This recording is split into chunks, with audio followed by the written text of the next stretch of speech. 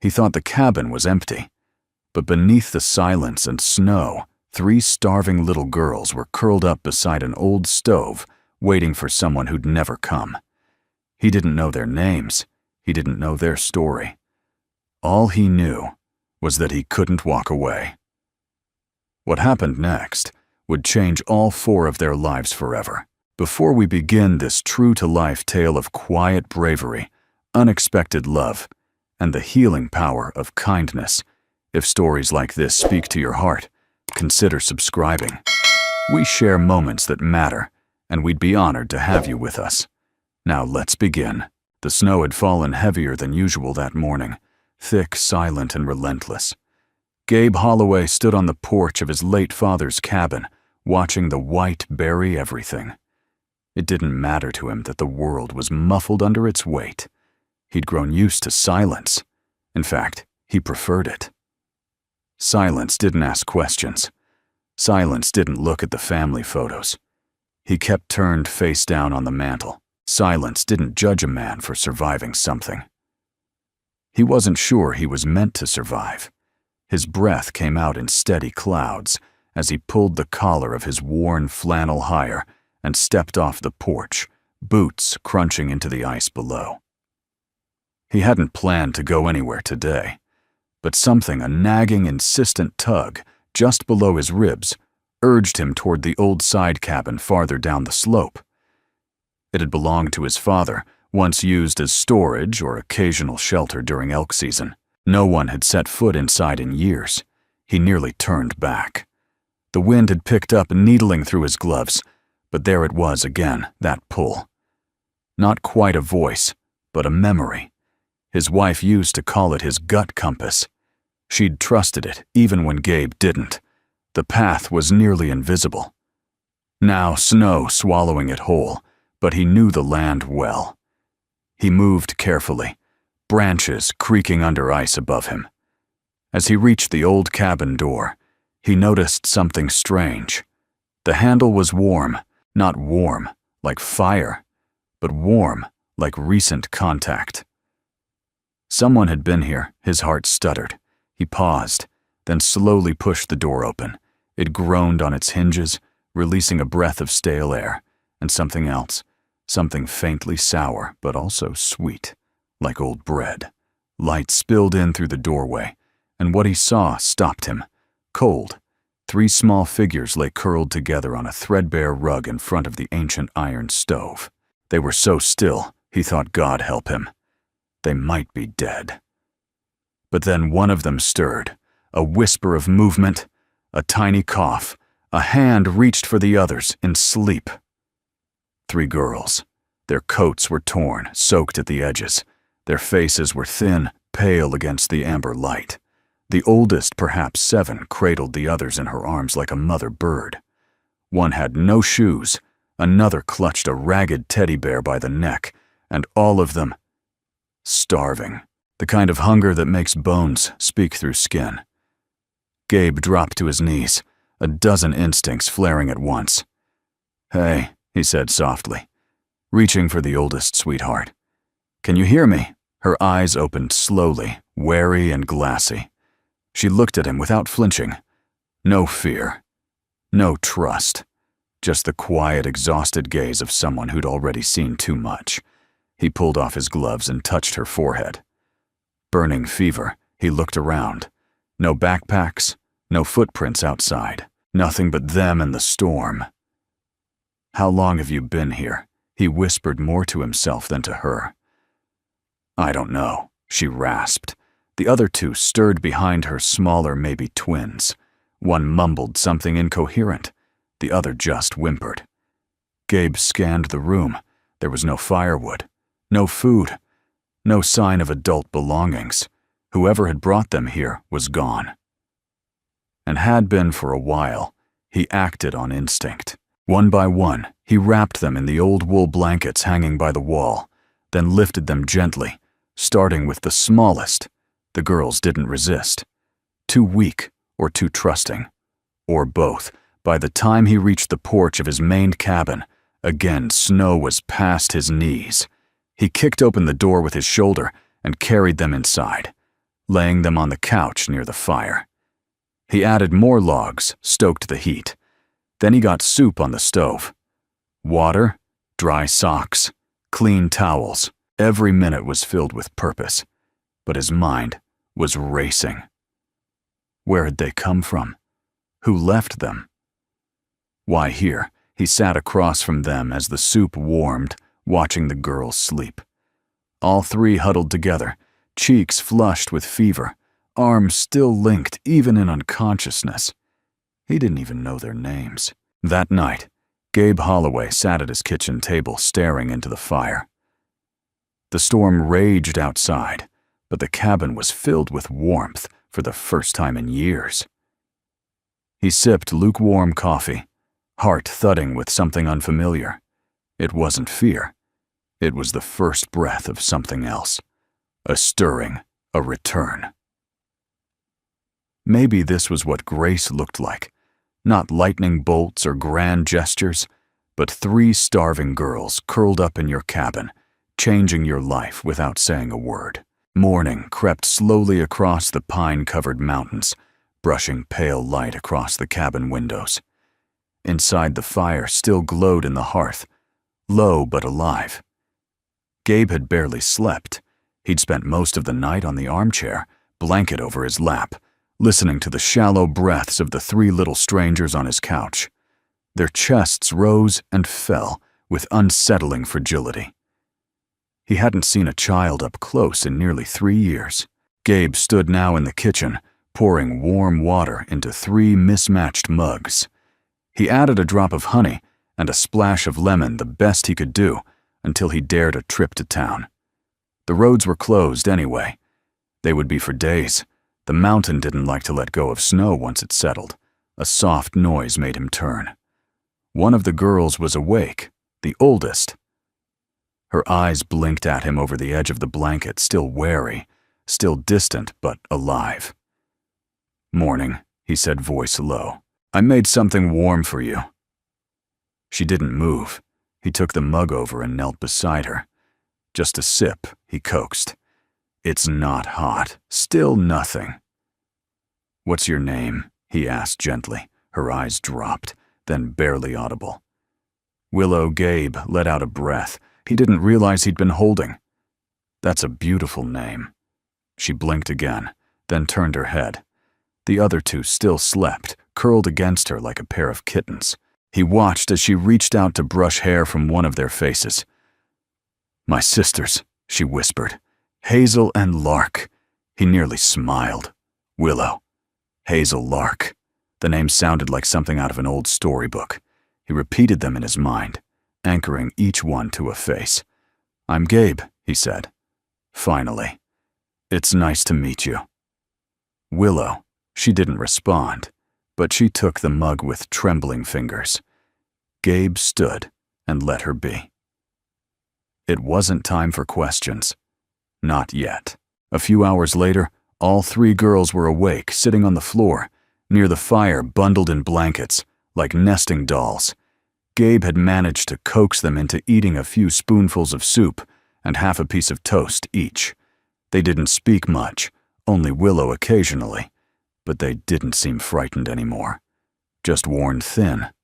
He crouched nearby, unsure of the line between helpful and intrusive. "I called someone," he said. "People who might know how to help. But the phone lines are down. Might be a few days." Willow didn't react. Lark, the tiniest of the 3, clutched a small, tattered bear and stared at him with wide, solemn eyes. Hazel was tracing lines on the floor, with her finger lips moving in silent speech. "Did someone bring you to that other cabin?" he asked gently. Willow's body stiffened. "Our mama," she said after a pause. She said she'd come back. Gabe felt his throat close. She went looking for help. Willow nodded once, barely. He didn't push further. He just sat with them as the fire cracked and the wind sang through the trees like an old hymn. By afternoon, Gabe had gathered enough courage to pull out his old pickup and try for the general store in Pine Bridge, 12 miles down the ridge. The roads were slick, the snowfall unforgiving, but he made it halfway before the drifts blocked everything past the bridge. He turned back. Supplies would have to stretch. That night he found himself humming as he stirred soup over the stove. It surprised him. He hadn't hummed anything since Nora and Ellie died. His wife used to say he had music in his hands, not his mouth. But here he was a ladle in one hand, song on his lips, and 3 tiny humans in his living room that looked at him like he was something more than just a man in a cabin. After dinner, Willow helped him dry dishes in silence, handing him each one carefully like it might break. He watched her. The way she moved reminded him of his daughter Ellie, cautious but curious, as if she'd once been a bold spirit now retreating into herself. "You've done this before," he said. Quietly, Willow glanced up. "What helped in a kitchen?" She looked down. "At the shelter we did chores." Gabe's stomach turned. "Shelter?" She gave a small shrug. "Before the cabin, Mama said we had to leave. She said it wasn't safe anymore." There was something in the way she said it that made him pause. Not safe. Not anymore. It wasn't just poverty or bad luck that brought them here. Something or someone was behind their flight. Later that evening, after he'd tucked all 3 girls into makeshift beds by the fire, Gabe sat at the table with an old journal in hand. It was his wife's leather-bound, with pages of soft cursive and pressed flowers between entries. He hadn't opened it in 2 years, but tonight he did. He flipped until he found a line she'd once underlined twice. Sometimes God doesn't send angels. Sometimes he sends people who've already been through hell. He closed the book slowly and looked toward the hearth. The girls were asleep, breath rising in unison, and for the first time in a long while, Gabe Holloway didn't feel completely alone. The storm broke 3 days later. Gabe stood on the porch of the main cabin, his boots sunk deep in the snow. The sky had cleared into a soft blue, and the trees wore a shimmer of frost that made the entire mountainside glow like something out of a dream. But beneath the beauty was urgency. He knew he couldn't wait much longer. Inside, the girls were eating scrambled eggs at the table. Willow had helped him crack the shells. Hazel and Lark were still quiet, but they'd stopped flinching every time a log popped in the fire. They trusted him now, if only just enough to let their guard down when the sun rose.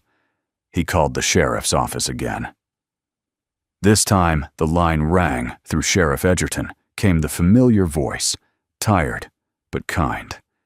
"It's Gabe Holloway," he said. I've taken in 3 girls. Found them in the old cabin off Timberline. No adults, no ID. One says their mother left to find help. But she never came back." A pause. Then, "Do you have their names? Willow, Hazel, and Lark. I don't know if they're real names, but..." Another pause. "A long one. You need to bring them in." "Gabe," the sheriff said quietly. "As soon as you can. I'm not dumping them at a station. They're scared out of their minds, cold thin as twigs. At least let someone come here first." The sheriff hesitated. "I'll send someone tomorrow. Let me make a few calls." Gabe hung up. Heart heavier than before, he wasn't ready to let them go. Not yet. Not when they'd just started to laugh again. Not when he'd just started to feel something in his chest that wasn't ache or regret. That afternoon, while the girls were playing with old buttons and spoons on the rug, Gabe stepped outside and walked back toward the side cabin. He needed to see it again. Needed to be sure snow still blanketed the earth like a secret smooth and untouched. He reached the cabin door, nudged it open, and stood in the quiet for a long moment. The rug was still crumpled where the girls had slept.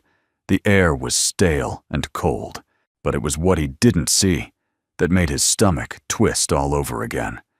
No footprints, no signs of struggle, no drag marks, no adult belongings. It was as if the girls had appeared out of nowhere and curled up like woodland creatures waiting for spring. But something new caught his eye. Near the stove, half covered by a fallen logbook, was a small scrap of fabric, a child's glove. He picked it up. The knit was pink and frayed at the wrist, with a name tag inside, written in faded marker, "View Fern Willow." He slipped it into his coat pocket, not sure why, but needing to hold on to it. Back at the main cabin, Willow sat at the table, flipping through an old picture book he'd found in the loft.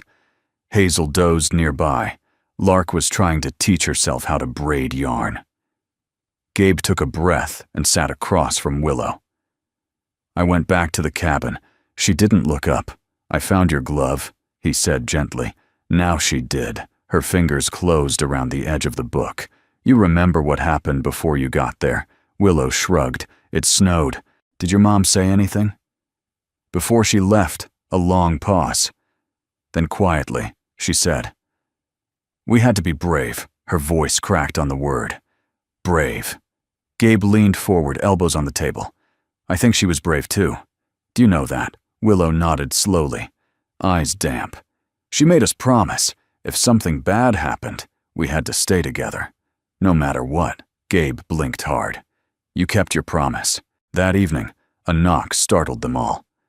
Gabe opened the door to find Callie Jensen, bundled in her nurse's coat, cheeks pink from the wind. She held a basket in her arms and smiled gently. "Sheriff called me," she said. "Told me you had a situation." Gabe stepped aside wordlessly. Grateful inside, Callie moved with the easy grace of someone used to uncertainty. She knelt by the girls, introduced herself softly, and offered warm muffins from the basket. Hazel clung to Willow. Lark watched Callie with big, blinking eyes. "I won't stay long," Callie said to Gabe quietly. "Just wanted to lay eyes on them and on you. Appreciate it," he said. "I'm out of my depth," she smiled. "You're doing fine. Better than most men would." Honestly, Gabe didn't reply, but something in his posture eased. As she prepared to leave, Callie paused at the door. "You might want to check in with St. Mary Ann's, the clinic down in Fairview. We had a patient there last month. Woman came in with 3 girls. She didn't stay long. Left before we could process anything." Gabe's breath caught. "Do you remember her name?" Callie shook her head. "But I remember this. She called one of the girls my Willow." Just once, it stuck. That night, Gabe sat by the fire long after the girls had gone to sleep.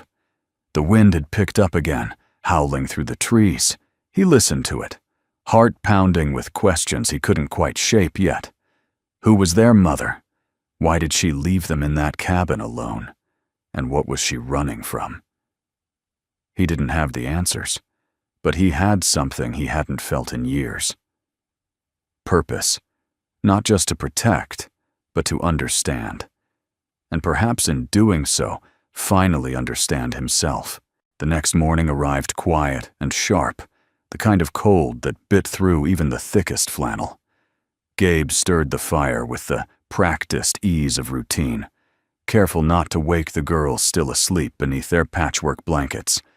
He moved slowly, deliberately, as if every motion had to be earned after the weight of the night before. He couldn't stop thinking about what Callie had said. She called one of them my Willow. The words had echoed in his head all night, beating like a second heartbeat beneath the quiet. He'd clung to them and to the truth they implied. Their mother had been here recently. And she had tried that morning, after a simple breakfast and a few quiet chores. Gabe pulled on his heavy coat and stepped outside. He followed the same path he'd taken to the old cabin, days before, now made easier by compacted snow. But this time, he didn't stop at the door. He veered east toward the tree line. There was no clear trail, but something instinctual guided his steps. The terrain sloped gently downward, and the trees thinned. After 15 minutes, he saw it, a dark shape under the pines, half covered in snow. His breath caught. It was a body. She was lying on her side, curled inward, like she'd been sleeping. One arm stretched toward a nearby bush, as if reaching. Her hair was frozen into delicate threads across her shoulders. Her coat was thin, too thin, and on her wrist was a woven bracelet, pink and white, identical to the ones the girls wore. Gabe stood over her in silence. No birds, no wind, just the frozen hush of the forest, bearing witness. He didn't touch her. Instead, he knelt beside her and bowed his head, whispering a prayer he hadn't said in years. Not to God, exactly, but to whatever mercy had guided her to that cabin and the girls into his arms. Then he rose and made the long walk home. That afternoon he called the sheriff. They retrieved the body before dusk. Gabe stayed inside with the girls, keeping them busy with crafts, music, and stories about how bad he was at braiding, which made Lark giggle, and Hazel hide her smile behind a spoon. But Willow watched him with eyes too old for her face. "Did you find her?" she asked quietly that night when her sisters were asleep. Gabe hesitated. "I did." Her chin trembled. "She didn't come back." "No," he said gently. "But she got you as close to help as she could. That's what matters now." Willow's voice cracked. "She promised." "I know," he said, placing a hand over hers, "and she kept it. You're here. You're safe." She looked at him, eyes filled with something fragile and enormous, all at once. Grief and gratitude tangled together. And in that moment, he realized what was beginning to take root between them. Not just trust, but something sacred. The next day, Callie returned. She brought fresh bread and some clothes donated from the church thrift box. More importantly, she brought something Gabe hadn't expected: a name. Her name was Dana Fern. Callie said, placing a folded paper on the table. She checked into St. Mary Ann's briefly. No ID, no insurance. Left before discharge. She said she had 3 daughters and no one to help her. That was 6 weeks ago. 6 weeks, Gabe echoed, and she made it all the way here. Looks like it. Callie exhaled, voice thick. I found an old intake note, said she was running from someone, mentioned fear of being tracked.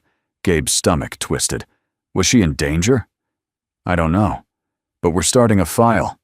Sheriff Edgerton's checking surrounding counties for any reports.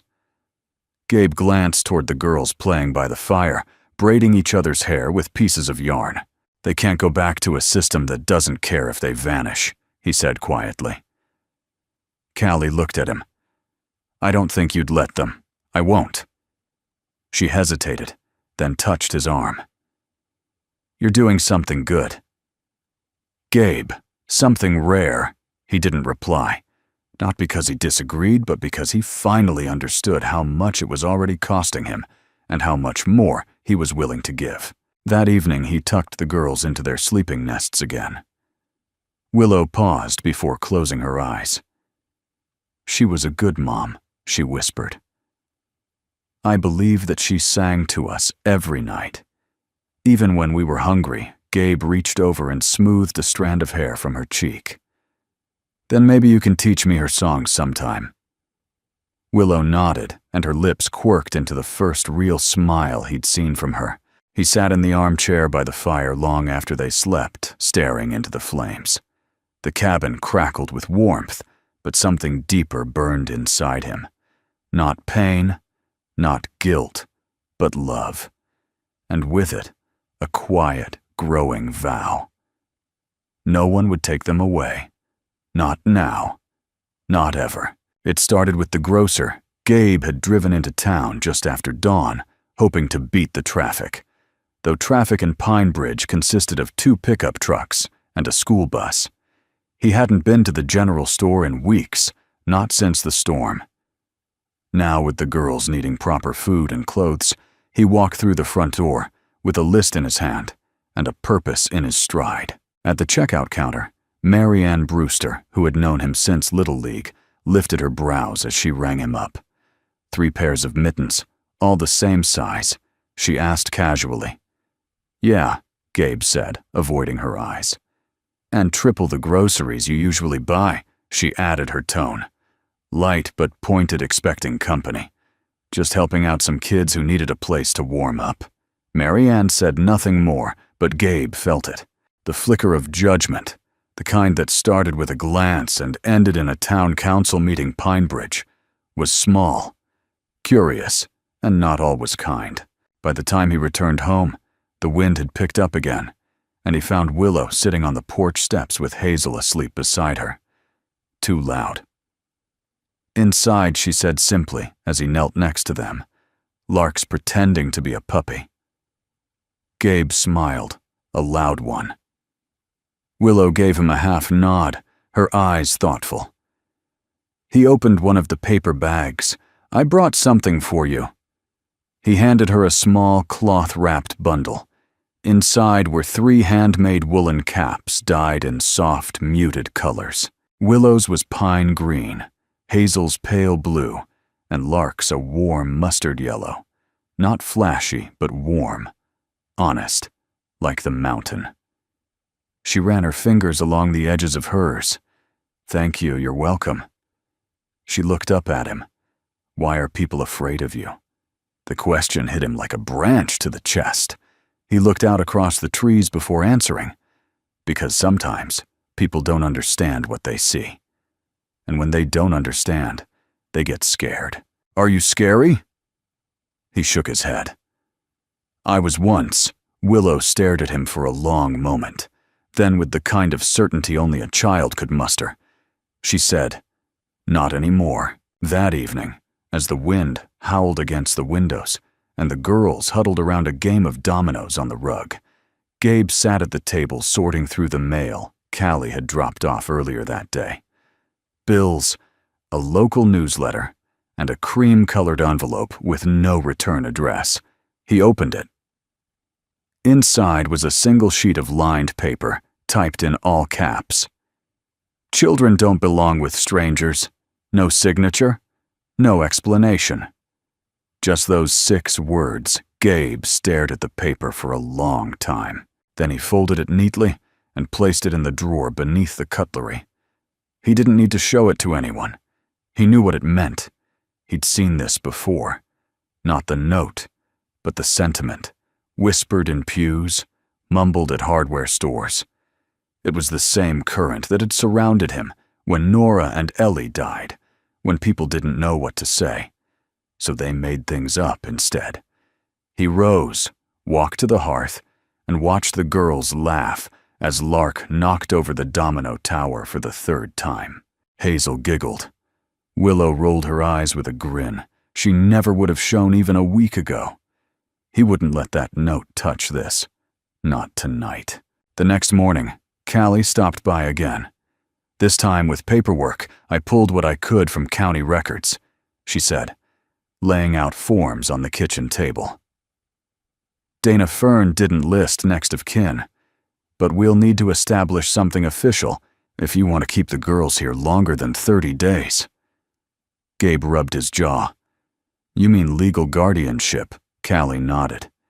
It's not a simple process, and it'll draw more attention. I don't care, he said. They're not going anywhere. Callie looked at him carefully. Are you ready for what that means? He didn't answer right away. Instead, he glanced toward the girls who were now playing with wooden blocks near the window. They looked like any other children on a quiet snow day. Safe alive, I lost a family. Once, he said, voice low. I didn't think I'd ever find another. Callie softened. Then we'll fight for them. Together. Later that week, Gabe took Willow with him into town. She wore her pine green cap and a coat a size too big. She didn't talk much, but she watched everything, especially the people. She noticed how one man stared at Gabe's truck, how a woman turned when she saw them walking side by side down the market aisle. At the checkout, Marianne tried to smile. It didn't quite reach her eyes. Willow waited until they were in the parking lot before she spoke. You said people don't understand. she murmured. But I think maybe they just forget what kindness looks like. Gabe stopped, heart caught somewhere between pride and ache. You're a wise kid, he said. Willow shrugged. Mama was kind. Even when people weren't, he looked down at her. You got that from her.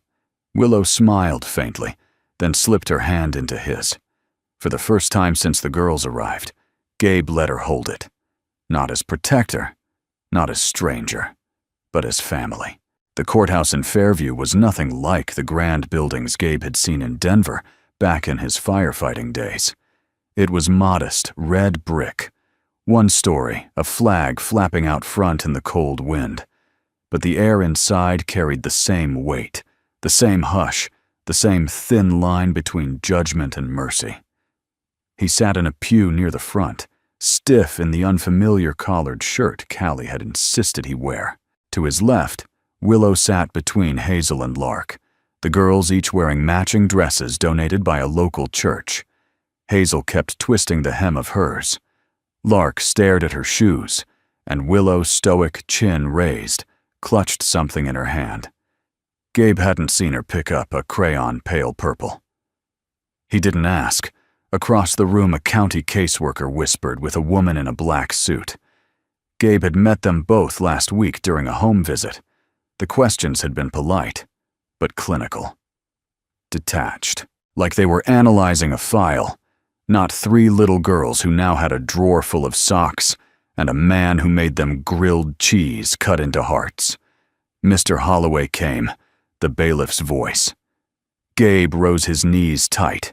The judge was a woman in her 60s, silver hair in a neat bun, glasses perched low on her nose. Her nameplate read, Judge Maren Kelly. You're here regarding the temporary guardianship of Willow Hazel and Lark Fern. She began, voice clear, but not unkind.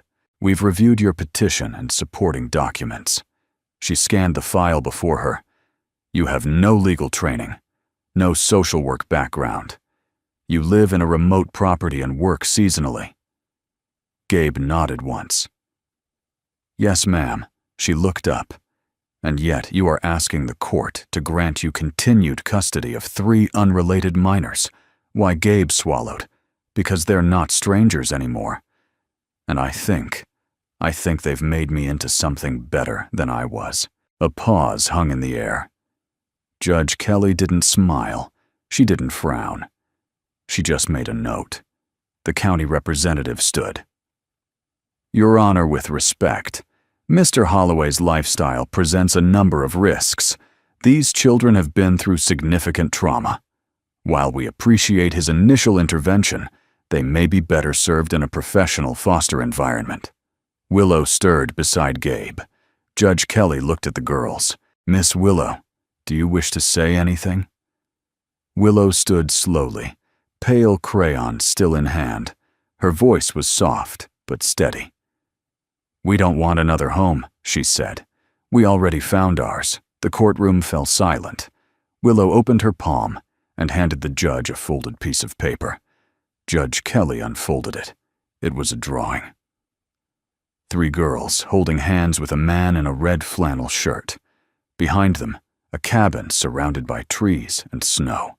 Above them, a sky filled with stars, and one word scrawled in big purple letters across the top. Safe. Judge Kelly studied the picture for a long time. Then she looked down at Willow. Did you draw this? Willow nodded. Did Mr. Holloway help you? She shook her head. He doesn't color good. A soft chuckle rippled through the room. Even the county worker smiled. Judge Kelly leaned back in her chair, picture still in hand. Thank you, Willow. That was very brave. Willow returned to her seat, her shoulders trembling once she sat. Gabe placed a steady hand on her back. 30 minutes later, the judge announced her ruling. I am granting Mr. Gabriel Holloway temporary legal guardianship for 90 days, pending a full review. During this time, the children will remain in his custody, with weekly visits from the county and continued support from local services. Gabe closed his eyes, Relief hit him like sunlight after a tunnel. Willow squeezed his hand. Lark cheered. Hazel whispered, "We're not leaving." "Not today," he said. And maybe not ever. Outside the courthouse, snow had begun to fall again, light and lazy. Callie waited by her car, arms crossed and eyes shining.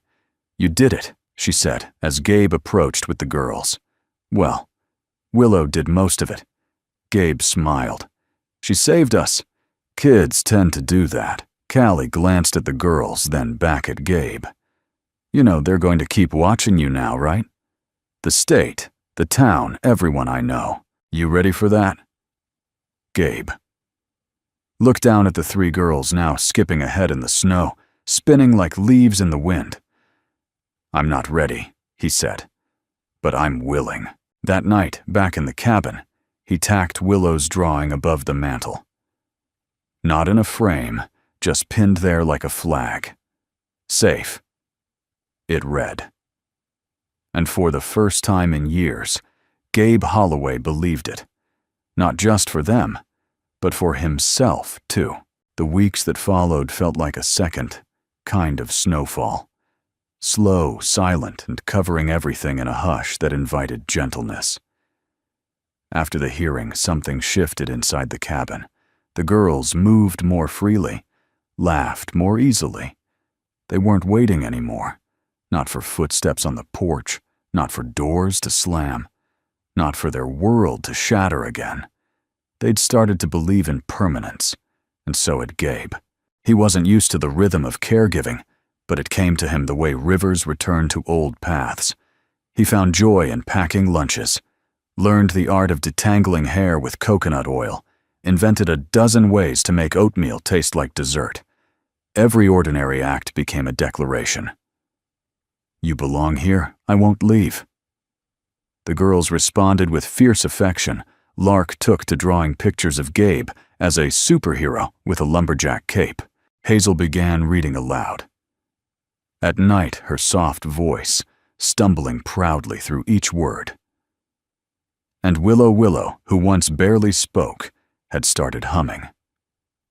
A habit passed down, perhaps from a mother who had once sung through hunger. One afternoon in early March, Gabe stood outside chopping firewood when Callie pulled up in her faded Subaru, the tires crunching through slush.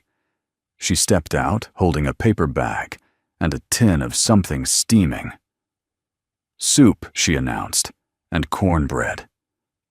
"The girls deserve better than your canned chili 3 nights a week," he chuckled. "You've been spying. I've got sources." She followed him inside and set the bag on the kitchen counter. The cabin smelled of cinnamon and pine and childhood. Lark was building a fort out of couch cushions. Hazel was balancing dominoes, and Willow was drawing something carefully with a sharpened pencil. Gabe had rescued from the barn. Callie watched them for a moment, then turned to Gabe. "They're blooming." "I didn't do much," he said. "Don't sell yourself short." There was a silence between them, comfortable. "Real," then she added. "I got the results back from the state." Dana affirmed she had no criminal record, but she'd filed 2 reports for domestic abuse. The father was never named. Both reports were dropped. She vanished a month after the last one. Gabe's jaw tightened, so she was running. Callie nodded, and she got far enough, just not for herself. That night, after the girls were tucked in, Callie lingered by the door with her coat on. "You ever think about leaving this place?" she asked softly.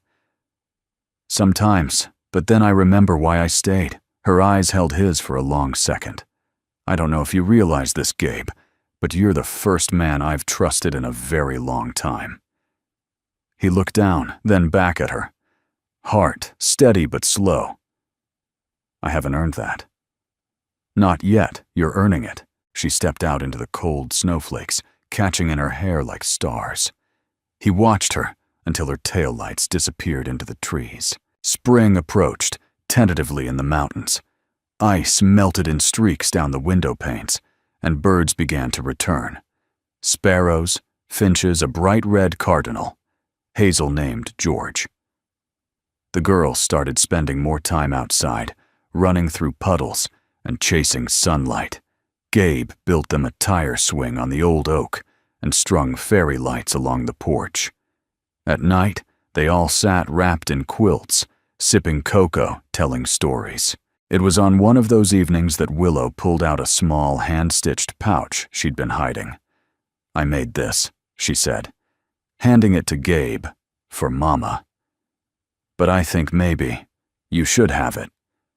He opened it carefully. Inside was a folded piece of paper, yellowed at the edges, a note written in a careful, shaky hand. "If anything happens to me, please keep them together. I don't care where. I don't care how. Just keep them safe. Tiwahanuaf." Gabe felt his throat tighten. He looked at Willow. She was so brave. Willow nodded, eyes shining like you. He didn't speak. He just opened his arms, and for the first time, all three girls climbed into them at once. Limbs tangled, hearts pressed close. They sat like that under the soft light of the porch, 4 hearts still healing, wrapped in the warmth of something stronger than blood. Later that night, Gabe stood at the edge of the girls' room, watching them sleep. Lark murmured in her dreams. Hazel had kicked one leg out from under her blanket. Willow clutched her pillow tightly, her breathing even and soft. He turned off the light, walked back into the living room, and sat by the fire. There was no drama in the silence, no need for music, no sound, but the occasional pop of a log shifting. And yet he felt more alive than he had in years. This winter had not broken him. It had rebuilt him. One crayon drawing, one whispered bedtime story, one brave little girl at a time. The idea came on a Tuesday in the middle of folding laundry Gabe had just sorted Lark's tiny socks from Hazel's leggings when he noticed a tear in one of Willow's shirts. It was barely a rip near the hem, but something about it made him stop. He sat there, the shirt in his hands, and thought not just about the fabric, but about how fragile everything had once been, about how it had started with nothing but snow, silence, and 3 starving girls in a cabin no one remembered. Now they had clothes, laughter, stability. But he kept thinking about all the other children who didn't have a Gabe Holloway, waiting with warm blankets and hot soup. Kids who might not make it through a winter night because no one opened a door, because no one saw them. And that's when the idea took root. The next day, he drove down to town and bought a fresh notebook, spiral-bound, lined pages, nothing fancy. On the cover, he scribbled 3 words in block letters. The Light Project. He didn't know what the name meant exactly. Not yet, but it felt right. He brought it to Callie the next morning over coffee. "You want to do what she said. Brow raised. Open the old cabin. Make it a shelter. Just for the winter months. Somewhere warm, simple." No questions asked. She leaned back in her chair. "You want to run a homeless shelter. In the woods. Not full-time. Just a few beds. Basic supplies like a lifeboat." Callie didn't laugh. She didn't tell him it was crazy. She just took a slow sip of coffee, eyes never leaving his. "You really believe people will come?" Gabe looked out the window. Snow was beginning to fall again. Soft, quiet, familiar. "They won't all come," he said, "but maybe someone like Dana Fern might have." By the weekend, the girls were fully involved. Lark painted signs that said, "Welcome and you're safe," here in crooked letters and bright colors.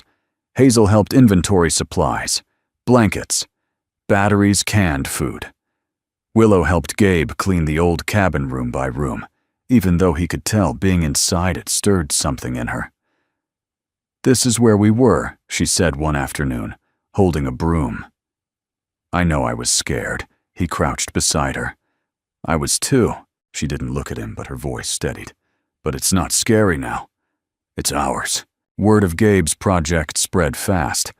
Some townspeople called it noble, others naive. One man at the hardware store offered to donate wood for bunks. Another woman gave him a box of used coats. Marianne Brewster, the grocer, who once looked at him with suspicion, quietly paid for 2 sacks of rice when she saw what he was buying. But there were murmurs, too. It'll bring the wrong kind of people. Once you open that door, you can't close it. You're not a social worker. Gabe. But he didn't need to be. He just needed to remember what it felt like to be human in a storm. On the first night the light project opened, it was barely 18 degrees.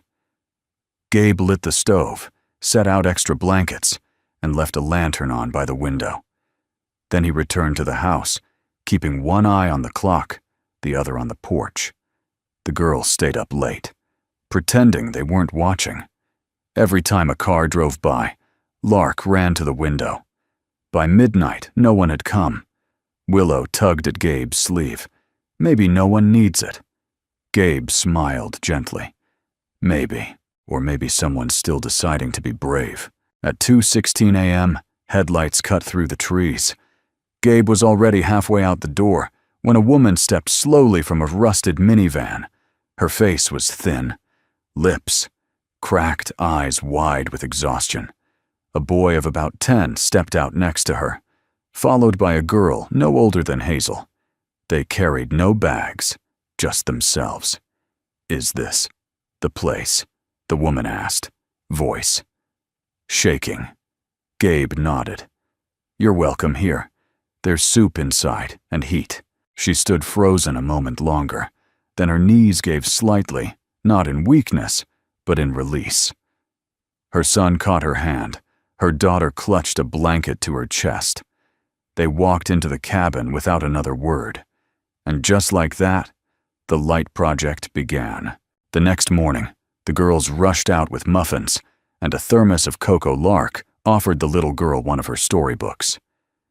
Hazel braided her hair. Willow sat beside the boy and drew silent pictures while he watched in awe. Callie stopped by later with 2 duffel bags of supplies. She stood beside Gabe on the porch, arms crossed. "This," she said softly, "is what community looks like." He nodded. "I thought I lost my place in the world." Gabe said, "Turns out, I just hadn't built it yet." Callie looked at him, eyes warm. "You didn't just build it. You became it." That evening, back inside the main cabin, the girls sat by the fire, while Gabe tacked a new piece of paper above Willow's old drawing. It was a note scribbled in rushed handwriting by the woman who arrived the night before. "I didn't think anyone would be there.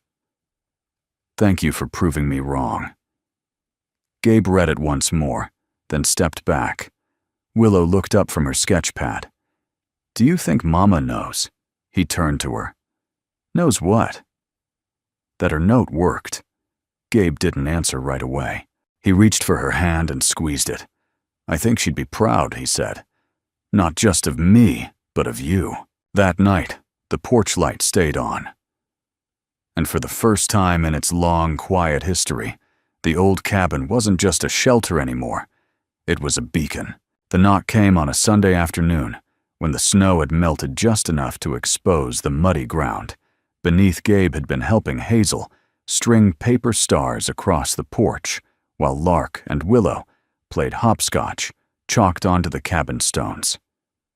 It had been by all measures a perfect day. The knock shattered it.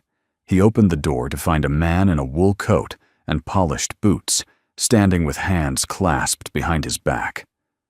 Late 50s, tall, stern. His silver hair was combed neatly, his eyes unreadable beneath a brow furrowed more by habit than concern. "I'm looking for Gabriel Holloway," the man said. "You found him," Gabe replied cautiously. "I believe you're harboring my granddaughters." The world slowed. Gabe's heart didn't beat. It braced. "I'm sorry." The man pulled a folded letter from his coat pocket. "Their mother was my daughter, Dana Fern." Willow had come to the doorway behind Gabe. When she saw the man, her breath caught. "That's him," she whispered. Gabe stepped outside, closing the door gently behind him. They sat at the picnic table beneath the trees. The air smelled of earth and pine sap, and of something more subtle, memory laced with unfinished grief. The man introduced himself as Walter Fern, a retired attorney from Denver. "Dana," and I hadn't spoken in years. He admitted I disagreed with the path she took. She disagreed with everything else. Gabe folded his arms. She made mistakes, but she loved those girls. Walter nodded slowly. Yes, she did. There was a long silence between them. The wind stirred the branches, sending needles tumbling to the ground. Walter cleared his throat. "I didn't come to place blame. I came because I only recently learned of Dana's death and the girl's situation. A distant cousin saw the news story about your shelter. Recognized the names. I had no idea they were still alive." Gabe's voice was tight. "They are, and they're finally safe." Walter studied him. "I want what's best for them." "So do I. I have a Home Resources A network. They'd have access to excellent schools, counselors, opportunity." Gabe held his gaze. "They already have all of that." Right here, Walter didn't argue. Instead, he said something that made Gabe's stomach turn. "I plan to petition for custody." That night, Gabe sat by the fire long after the girls had gone to bed. The light from the hearth danced across the walls, but did nothing to warm the weight in his chest. Willow had sensed it, of course. She hadn't said much after Walter left, but her posture spoke volumes. Shoulders tight, mouth pressed into a line, eyes shadowed again just like those first days. Callie stopped by just before 9. She took one look at him and knew he came. She said, Gabe nodded, and he's filing for custody. Callie exhaled. Does he have a case? He's family. He has money. A clean record. A history of being on paper. A responsible adult. And you? I have a cabin. A chainsaw. And 3 little girls who call it home. She sat beside him. You're not alone. Gabe, we'll fight this. The girls have a voice, and if the system listens at all, it'll listen to them. I'm scared, he admitted. That's what proves you're ready. The following morning, Gabe called the county office. A hearing was scheduled. 2 weeks. 2 weeks to prepare. 2 weeks to say nothing that would scare the girls. But they already knew. Willow approached him as he was chopping wood that afternoon. She stood with her arms crossed, eyes, sharp chin trembling. He's not my family, she said. Gabe set down the axe. He's your grandfather. She shook her head. No, family is who stays. Who shows up when it's hard? He wasn't there for Mama. He didn't even look for us. He knelt beside her, wiping a smudge from her cheek. I can't promise what the judge will decide, but I can promise I won't stop fighting. Willow's voice dropped. What if they make us go? Gabe took her hand. Then you'll know the way home and I'll find you. She nodded, eyes shining. We're not going anywhere. That week, the cabin filled with tension and unspoken words. Lark asked if they had to start calling someone else. Grandpa Hazel began waking up at night, crawling silently into Gabe's room and curling up on the floor beside his bed. Gabe tried to keep things normal. Meals, stories, cocoa. But every small laugh felt borrowed. Every moment suspended. Callie came by more often now. She helped Gabe gather letters from neighbors, teachers, community members. She spoke with the girls, gently offering reassurance without promises. And late one evening as they stood under the porch, light watching the snow fall again for the first time in a week, Callie reached for Gabe's hand. You built something real here, she whispered. Don't let them take it from you. He didn't speak. He just held her hand tighter, not in fear, but in defiance of it. On the night before the hearing, Willow came to him with another drawing. It was the same 4 figures herself, Hazel Lark and Gabe standing under the trees. This time, there were other people too. Callie, the neighbors who'd helped, even the little girl from the shelter. Above them all, she'd written, "Home isn't blood, it's love." Gabe held the drawing to his chest and closed his eyes. No matter what tomorrow brought, he knew who he was. He was theirs, and they were his. The courthouse in Fairview looked no different than it had weeks before. Same flag flapping in the wind, same brick steps worn smooth by weather and time. But this time, when Gabe stepped through the double doors with Willow, Hazel, and Lark by his side, everything felt different. This time, it wasn't just his future on the line, it was theirs. Callie met them at the entrance, her arms filled with folders and letters from neighbors' school volunteers. Even the woman Gabe had helped that first night, the Light Project, opened. She squeezed Gabe's hand and offered a quiet, steadying smile. "You're not alone in this." Inside the courtroom, Walter Fern was already seated, looking every bit the polished grandfather pressed, slacks, silk tie, an air of calm detachment. His attorney, a sharp-jawed woman with a leather briefcase, whispered something to him before the judge entered. Gabe's heart pounded, not in panic, but in preparation. Judge Maren Kelly presided again, glasses perched low, expression unreadable. This hearing will determine the permanent custody of minors, Willow Hazel and Lark Fern. Both parties will be heard, testimonies reviewed. The court's responsibility is the best interest of the children. Gabe didn't flinch. He'd heard those words before. But today, they meant something more. Walter's attorney went first. Her tone was respectful, her case straightforward. Dana Fern had struggled. Walter Fern had the resources to offer stability, education, and a return to family legacy. Gabe Holloway, though well-intentioned, was unqualified, emotionally entangled, and a man of limited means with no formal ties to the children. It was a strong argument, too strong to ignore.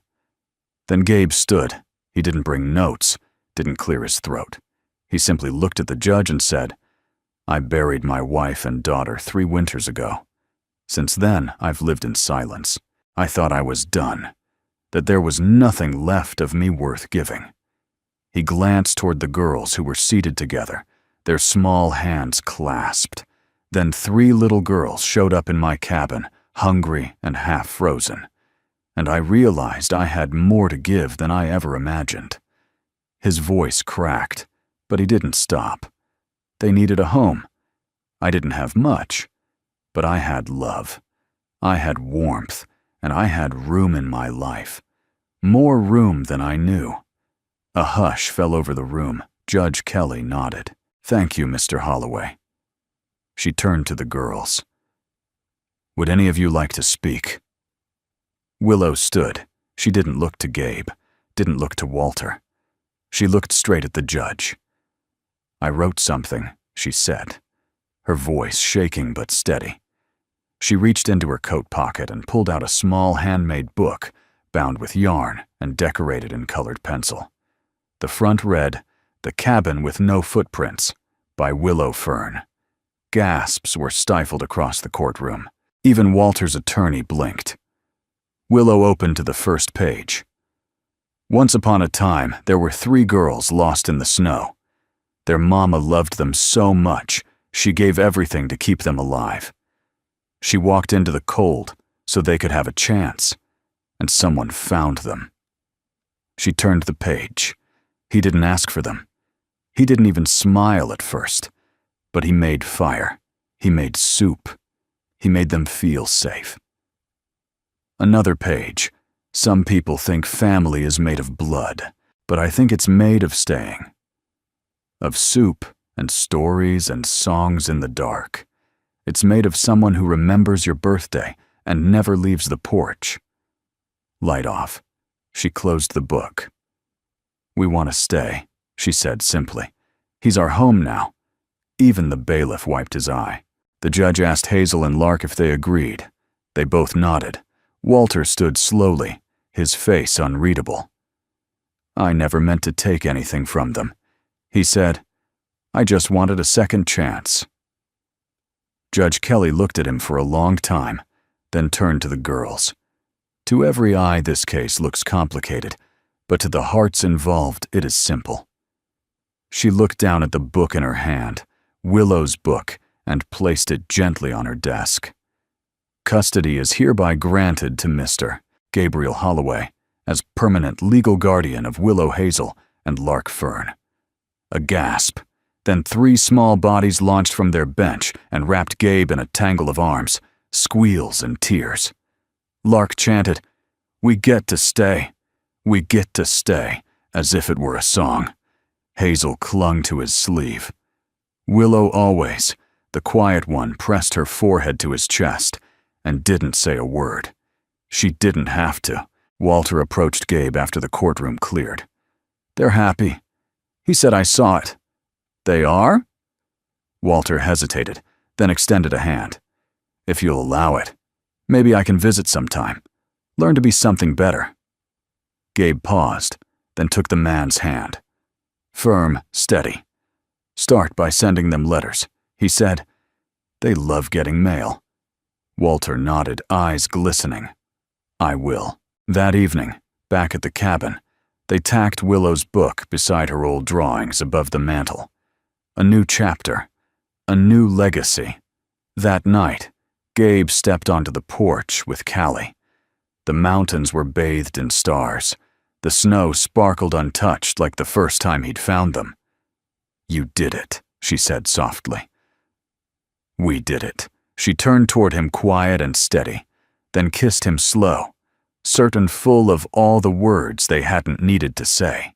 And in the stillness that followed, Gabe Holloway finally let himself believe in forever. A year passed, like a soft breath on a frosted window, subtle, fleeting, and somehow permanent. All at once, the mountain thawed, grew green, then golden, then white again.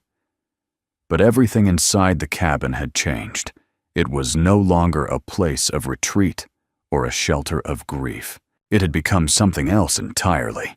A living thing filled with the music of life, the banging of pots, the squeak of the screen door, the chatter of 3 little girls who now ran like roots through the foundation of Gabe Holloway's world. Willow was 10 now, still quiet, but not afraid. She spent mornings scribbling poems in a leather notebook Gabe had given her for Christmas, then reading them aloud to Hazel and Lark, like bedtime stories. Her words had grown strong, like her gaze. Sometimes Gabe caught her staring out over the trees, eyes filled with that same thoughtful silence Dana had carried. But Willow wasn't haunted anymore. She was becoming, Hazel had turned into the unofficial librarian of the house. She'd made it her personal mission to read every book in the used shelf Callie brought up from town. She liked words, but she loved asking questions more. Why do birds know where to go? How does cocoa work? Can you miss someone who doesn't exist yet? And Lark was wild as the wind and twice as loud. She sang while brushing her teeth, hummed while tying her shoes, and had recently started playing a second-hand ukulele with complete confidence and no rhythm at all. She declared herself musical director of the cabin. Gabe hadn't objected. The light project had grown too. What started as a few cots in a drafty cabin became a well-organized operation with volunteers from across the county. The town, once wary of the man in the woods, now stood behind him. Donations came. Meals were cooked in batches. The porch was expanded. On its front beam, someone had carved the words Willow once wrote, "Home isn't blood, it's love." It became a motto stitched into scarves, written into notes left behind by guests who came in silence and left with hope. That spring, Gabe stood beside a freshly built wooden bench just outside the old side cabin. He ran his hand along its smooth backrest, where 3 names had been carved into the grain. Dana Fern, safe, remembered. A gentle breeze stirred the trees. Birds chirped above. Willow stepped beside him, holding a small pot of violets. She liked purple, she said softly. I remember. They knelt and planted the flowers beneath the bench, Gabe's hands strong and sure in the earth, Willow's small and delicate, careful as a blessing. When they were done, they sat together, watching the wind carry petals into the woods. She saved us, Willow said. Gabe nodded. And you saved me. She leaned her head on his shoulder. He let it rest there, feeling the rhythm of her breath, the same way he had that first night, when she barely spoke and barely weighed enough to lift. Now she was steady grounded. So was he. That summer, Gabe and Callie got married beneath the old oak tree, with fairy lights strung through its limbs and picnic blankets spread across the grass. The girls wore matching dresses with flower crowns, and Hazel read a poem she'd written herself about second chances and how sometimes the things we lose come back in unexpected forms. It wasn't a grand ceremony, just family. Neighbors, volunteers, and a few quiet souls who had once slept in the cabin. Gabe built. Walter Fern attended. He sat in the second row and clapped with misty eyes, holding a gift he'd carved by hand, a birdhouse painted with 3 little birds, their names etched under the roof. Thank you, he said to Gabe afterward, for letting me earn a way back. And Gabe smiled. You didn't ask for trust. You built it. That's what family does. In August, Willow's book, The Cabin with No Footprints, was published by a small regional press. It didn't make national headlines, but it made its way into schools, libraries, shelters. Letters started to come. From readers, from children, from people who had lost everything and found hope in the voice of a 10-year-old who once slept on a cold cabin floor. Each letter ended the same way. Your story reminded me that kindness still exists, and on a crisp October morning, as golden leaves skittered across the dirt path outside the house, Gabe walked onto the porch with his coffee wrapped in a flannel blanket, the kind Nora used to love. Callie joined him, her hand slipping easily into his.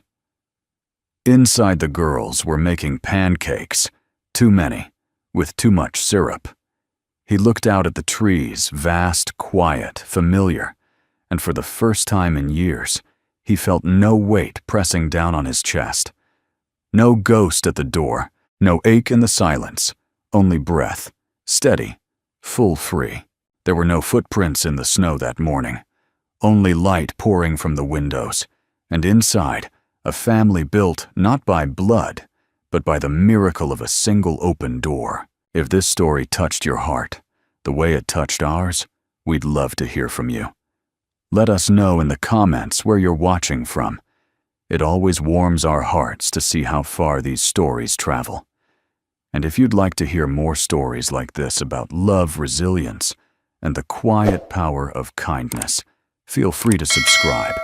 We're building a little community here, one true and tender story at a time. Thank you truly for spending your time with us today. Until next time, take care of yourself and each other.